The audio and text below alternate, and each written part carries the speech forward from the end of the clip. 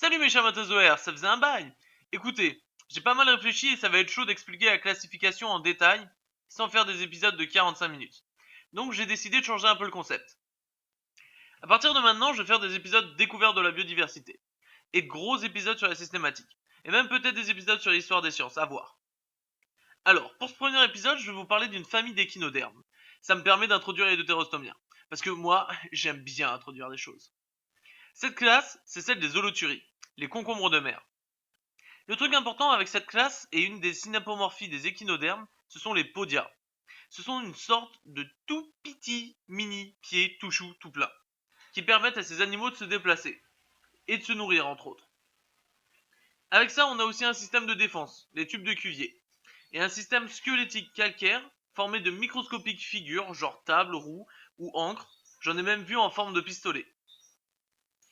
Ils ont une bouche pleine de tentacules et un cloaque, genre comme les oiseaux, mais celui-là, il mêle l'anus et le système respiratoire. Et sinon ça, ils sont détritivores en général.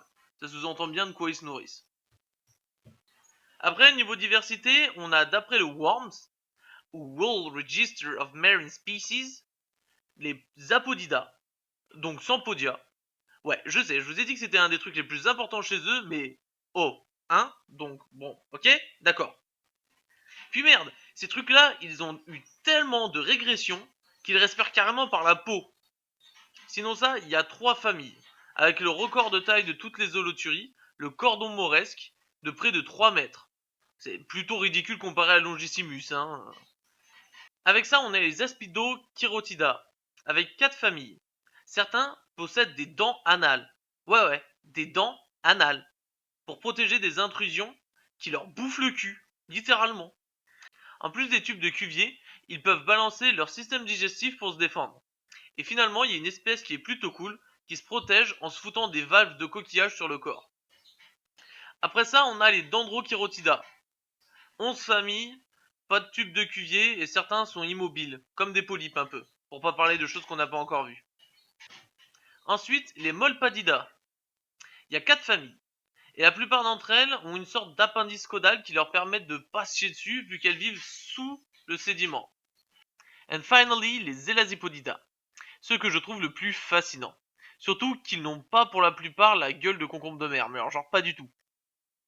Ce sont des bestiaux de grande profondeur finalement, comme une bonne partie des holothuries, mais eux ils savent nager. Ouais putain, ils savent nager. Bon, ils restent benthiques quand même, ça veut dire qu'ils se déplacent sur le sol.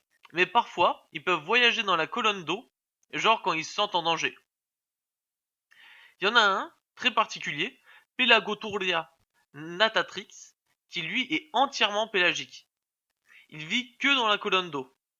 Moi, personnellement, je trouve qu'il ressemble à une méduse qui se serait tapé une pieuvre. Et il en existe quelques autres qui vivent en partie sur le sol et en partie dans la colonne d'eau.